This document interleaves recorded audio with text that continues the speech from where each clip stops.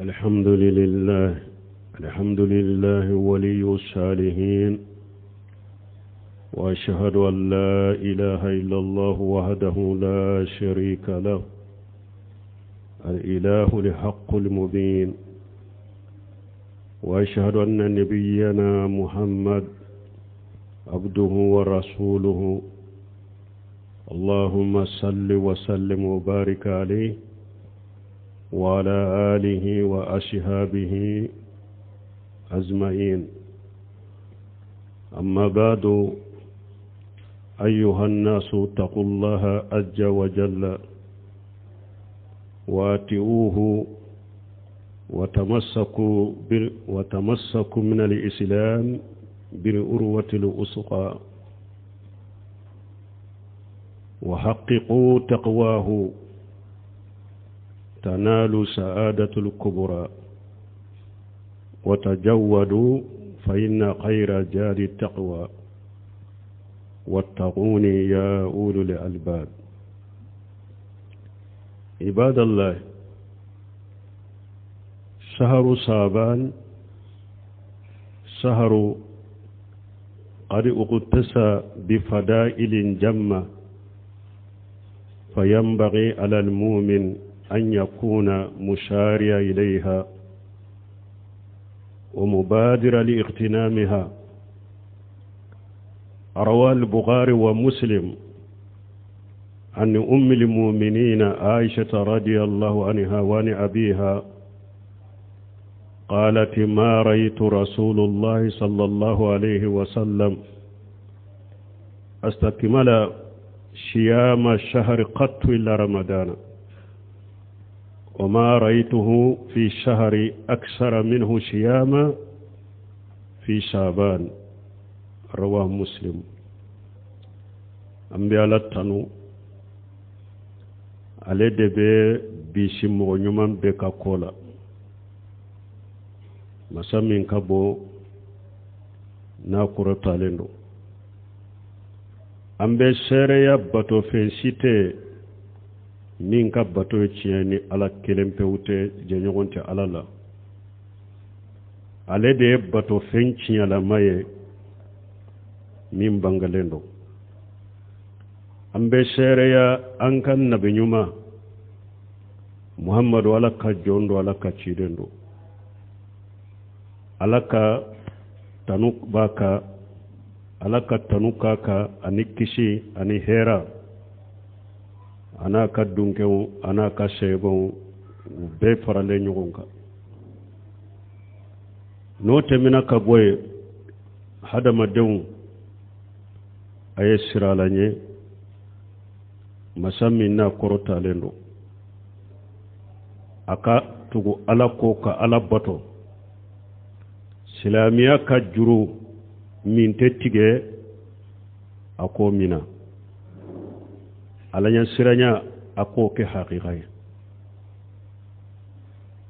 A bɛ kunnadiya sɔrɔ ni o ye, kunnadiya min ka bon kosɛbɛ.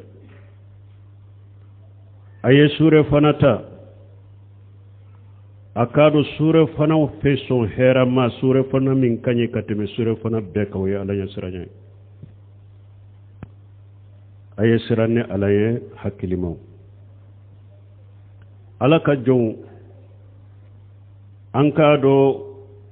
sabani kalo min filɛ nin ye n'u b'a fɔ sunkalo makɔnɔ kalo. Sabani kalo min filɛ n'u b'a fɔ sunkalo makɔnɔ kalo. Kalo dɔ fasamantiyaw dɔ kɛrɛkɛrɛnna, fasamantiya kɛrɛkɛrɛnlenw dɔ b'a ye. Fasamantiya kɛrɛkɛrɛnlenw u bɛ nin kalo ye min ye sabani kalo ye. A ka kan mumini i ka teliya ka taa nin kalo ma, a ka kan mumini i ka teliya nin kalo i ka tɔnɔ bɔ ka baara ɲumanw kɛ a kɔnɔ. A ye sure fana ta nin kalo in kɔnɔ ni sun ye. A nana Bukhari kɔnɔ ani Muslim ka bɔ mu'minu ba ma Aisha radiyallahu anha alakajje kabwa manafa amba Aisha ko ale maddeli ka cidenye ka kalosu ka fori ka timme ka dafa ni sungalote ko amaddeli fana ka cidenye na be su kalola ka caya kosobe ka sabani kalobo minye amfule nin kalo minna ciden tumbe sum min ken nin kalo yin fana kono atunta kwe kalo tola wala an kan jija fastaqimu ilayhi wastaghfiruhu an ka tile kata alama an ka ala ya faddeli nin kalo yin kono balmo ciden ka suntun kaca nin kalo kono fo nan ba se to ka hadisa wurela أن عائشة رضي الله عنها قالت لم يكن النبي صلى الله عليه وسلم يصوم من شهر أكثر مما يصوم من شعبان فإنه كان يصوم شعبان كله متفق عليه وفي رواية كان يصوم شعبان إلا قليلا أم عائشة كحديث ورب بغير مسلم كنو ko alema delika cidenye na be su kalola ka caya kosobe ka sabani kalobo ko atumbe sabani besu yere ko atumbe sabani besu anana na chogo dola atumbe sabani besu ni donite don ke bawo an ba shi tuka hadisa munu fulane yu faranyu onka iriwaye min na akwa tumbe sabani besu iriwaye do wore akwa tumbe sabani besu ni donite ambe hadisa nunun bila o iriwaye de ka atumbe sabani chaman de su atunta besu ka fori basika nya damina ka hadisa min na kwa le madeli ka cidenye ka kalusu ka fori ni sungalote wala iriwaye min na kwa tumba besu la nyine da tumba chaman su ni fitinite atumba chamansu waya yira nan nin kalo su akanunendo sunnado don ke ba ko be komi salli fana nye ni nafila be salli fana nye de arakanani de sungalo fana sunye farda ya akan nafila de fuleni nye ka sunna fila mimbanye weni sabani ni sera ka hakke min suwala ikasu hakke tala hakke kerekeren tala min fasamantani nafa juman ba sunna usama ta ibn zaid ka hadisa yo wala ne an usama ta ibn zaid radiyallahu anhuma qala qultu ya rasul allah lamu araka tasumu fi shahri من السهور ما تصوم في شعبان قال ذلك الشهر يغفل عنه الناس بين الرجب ورمضان وهو الشهر ترفع فيه الآمال إلى رب العالمين فأحب أن يرفع عملي وأنا الصائم Usama tabunjaidi ko ale ko chidema ako chide nema eye nibe su kalola ka caya ka sabani kalobo o mana ijuma o gundo ijuma chiden ko ho ako sabani kalo ye kalo de mogo be nyina ko pasika be kalo bele ba fula de ni nyogonche arajaba kalo wayella hurma kalo har na ya sorbato makrekera kadama Allah hurma kalo do ani sungalo bebo su sabanu ben nin kalo fula de ni nyogonche mogo be nyina aleko ode ya to nebe su akono kachaya kele fulana bara nyuma umbe korta kata alama sabani kalo kono bara ube korta kata alama kuyira alala jonka bara ube korta kuyira alala sabani kalo kono ne bafe ninka bara ube korta kata alama ka surun suntondo sabani kalo sun fasamantia fule bara ube korta kata alama ciden ko le bafe na ka baro be korta katala maka sura suntundo kalo do mo be nyina ko kele fulanna baro be korta kata alamanin kalo de kono ore aso ode ato ciden tumbe asun chaya ni sabani kalo min fulani nye kana salafu yaquluna saharul qurra salafu salihu tumba fo sabani kalo de nama sungalo makono kalo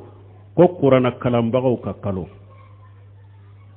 parce que nin kalo la salafu tumbe nyesu ka qur'ana o maka murajake pour sungalo la ube qur'ana kalamunun kana no ya ubolo ukanka kala ke sungalo kono qur'ana kala ke sungalo kono utumba be muraja nin kalo de kono ubo nyesi uka qur'ana gafew de ma ka nyesi misiru makata sigi misiru kono ku ka qur'ana kala nimba kala ikundela ibika qur'ana kala ka sagi kosobe sani sungalo kana nimba ka qur'ana de taybe ka qur'ana gafe taybe ta misirila ka qur'ana kalan chaya ibe kalan kala ke sungalo kono ka be muraja ka be kala folo sani sungalo kana pour ni sungalo nana no yay bolo ora to tumba fama ko qur'ana kalamba ko kalo nafolo tigu fana tumbu kan nafolo jate ka jakabo nin kalo kono pour ka jakata ka di fantawma uku labbe ni sungalo sumbe no yo bolo chogomi mo nyuma munun temena ukan nafolo tugu tumbe ukan nafolo jakabo nin kalo la ka jakata ka di fantawma pour ku labbe sungalo nye sungalo musakabe no yo ye chogomi asumbe no yo ye chogomi o tumbe kenen kalo kono wala nin kalo sun damana hakema fo ala ibe chaman so ala ibe se kaminsu ite asuka fori koni cide madele ka kalo suka fori misheri bumbaz amba isatu ka hadisaun ani ummu salimata ka hadisa le yu faranyon ka ummu salimata ko cide tumbe sabani suka sungalo tugala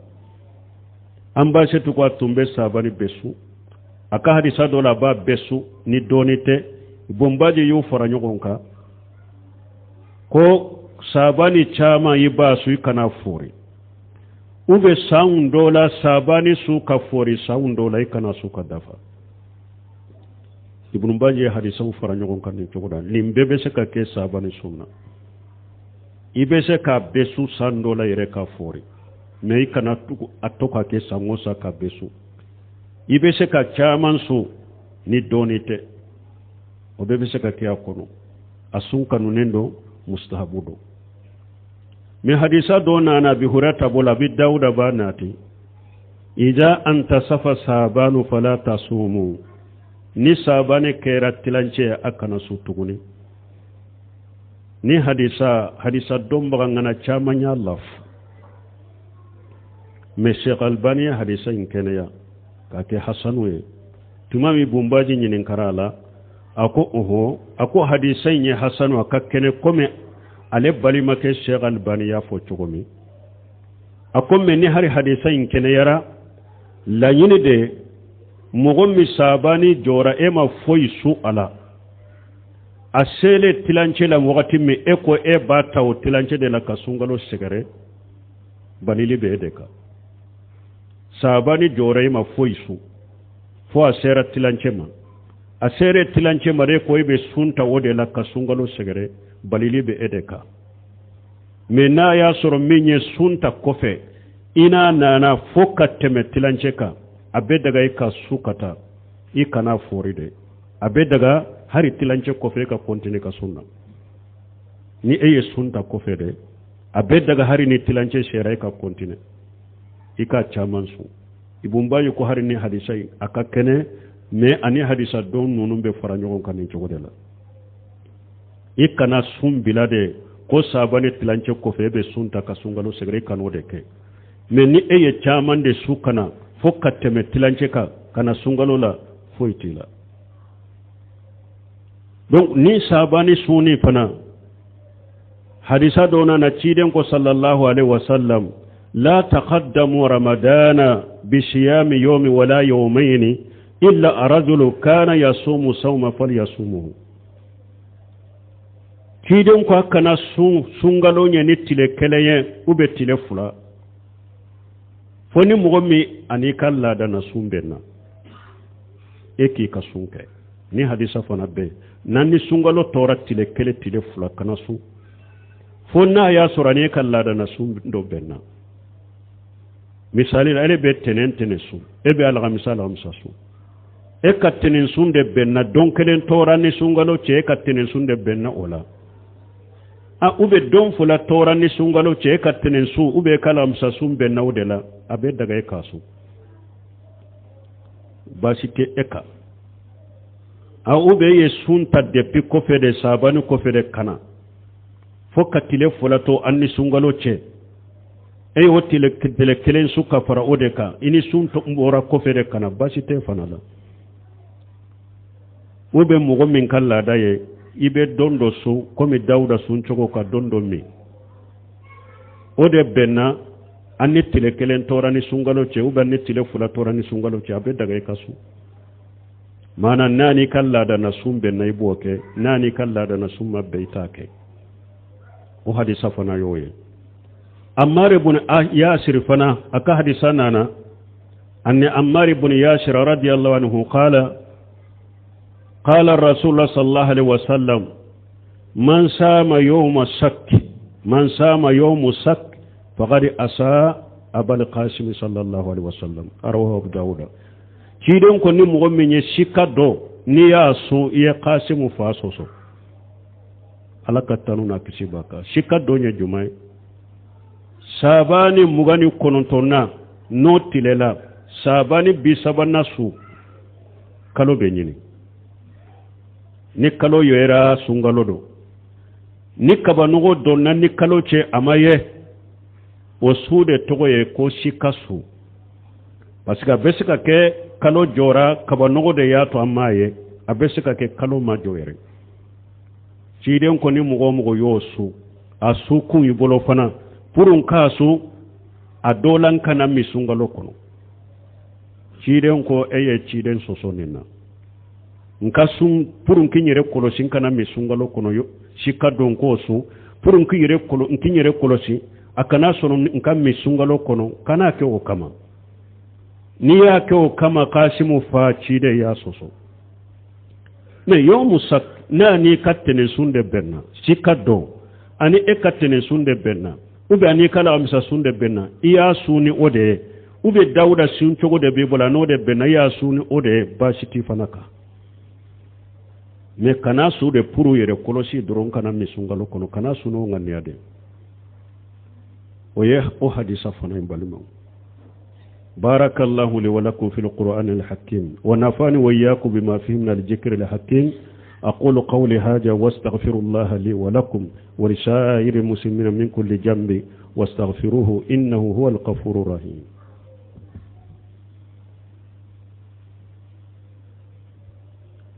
الحمد لله رب العالمين والصلاة والسلام على نبينا محمد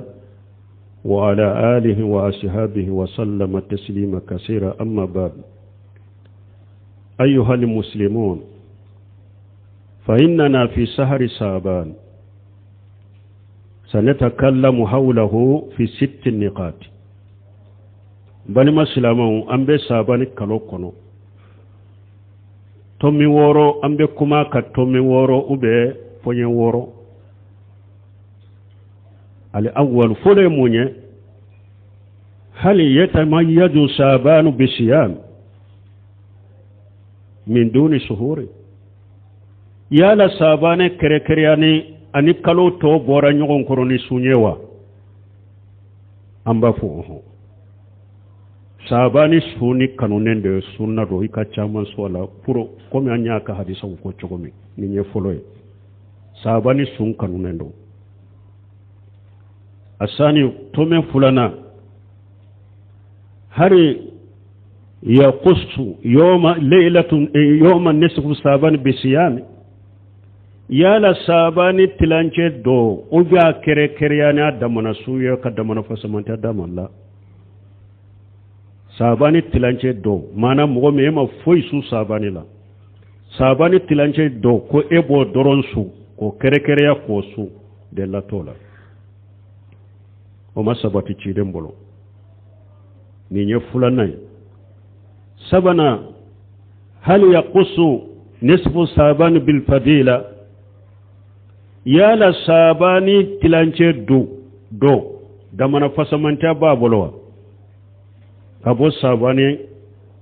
yawattilo tolawa la sabani tilance do da mana fasamanta ta bolo ana ka don to be kelenya hadisa do bena cidon ko inna allaha yatlaw ila khalqihi في يوم نصف من الصابان في ليلة نصف من الصابان فيغفر لجميع خلقه إلا لمسرك ومساهن شيدونكو أكو صابان تلانتي سو ألا بيانغا جونكا نا چوكو دولا لا بيجيكي كنا جيا سانكا باينا أبي يافاكا جون بيما فمسركي aw musahini do ya tawsir min ni bali maslama datigelembe nyogona mais ahmad ibn hanbali ani ala uzai uliya musahinin tawsir biriamugo sabani tilanje su ala be yanga ka jonka abe yanfa ka jom bema fo mushriki ube biriamugo ate wulude ka junubu yafa min ni hadisate sabani tilanje fasamanta yirade do benne hadisade ta kadama damana fasamanta di sabani tilance suma ni hadisate suka kedde lai wala sino hadisa in ka kene albaniya kene ya donc ni nye sabai nani na sabani tilance do yala kere yani damana suna filaywa la sabani tilance su damana nafila tabolo kuma mana mugo dobe araka hake do bilu yereka ko sabane tilance suku do go salli della to fana la dina la parce que ni dina abeta delera dela ani sharia chide nyemin fo ayemin ke ayemin sabati sabane tilance su tide madamana nafila ke amadamana nafila sabataye amanya marali ke ni damana nafila wala kadamana nafila jo o ye bidiya ni nani nay duruna sabani tilance su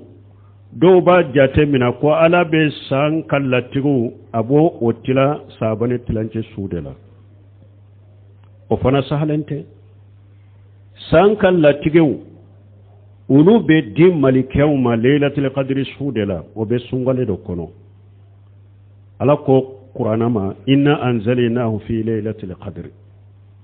ala ko alay qur'ana jigini ko ayo damina laylatul qadri dala laylatul qadr khairu min alf shahr wala sa latigu ala bodi malikiyuma laylatul qadri sudela obe sungalo dela sabani tilance sute abe do bolo ko sabani tilance sude ko sallatigu bedi malikiyuma kuma sahalente sallatigu bedi malikiyuma laylatul qadri sude sabani tilance sute ni nye duruna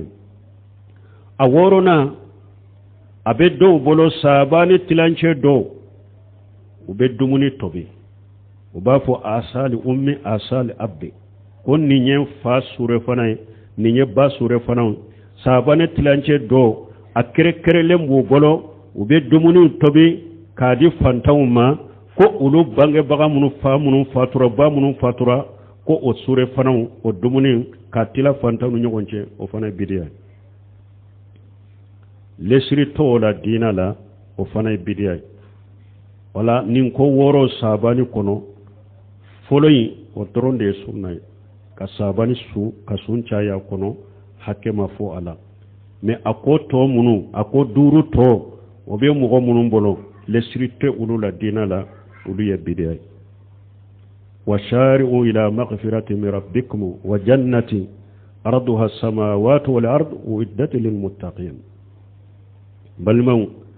ayeteliya kata barawma bara munun ba ka junubu yafa akateliya kata barawma bara munun ba udo arjanna kono arjanna min bonyaye sanka bawulon fula ani duguma kololon fula nuyu kala nyugonna arjanna bonyaye ode ni arjanna ala ya bira alnya sirnya bagaw denye ya ayyuhal ladhina amanu taqullaha wal tanzuru nafsu ma qaddamat liqad mu'minu ayisra lanye mugo kelen kele ka laje ibe min bilayinye lahara fasamantia kalo fule baraji kalo fule nin kalo sun kanyi ka caman su me setane ya hadamaden caman su ko munun ye sunna ye ni baraji bula setane ye mogo caman fari faga ka bo ulula ulu ko bena ubeteme mogo te bo kalama ko munun lesiri tola ni bidawu dode ube ulu de nyaga ka ulu giri ka ulu nyaga ni nye setane de amma siri de kata hadamaden ma walima ni sube mogo minna kalo fulay kanka caman so hakema fuye fasamantia bala abeke sababu ke anterema fana killa dige sunna sani sungalo kana awa anka tubi kata alama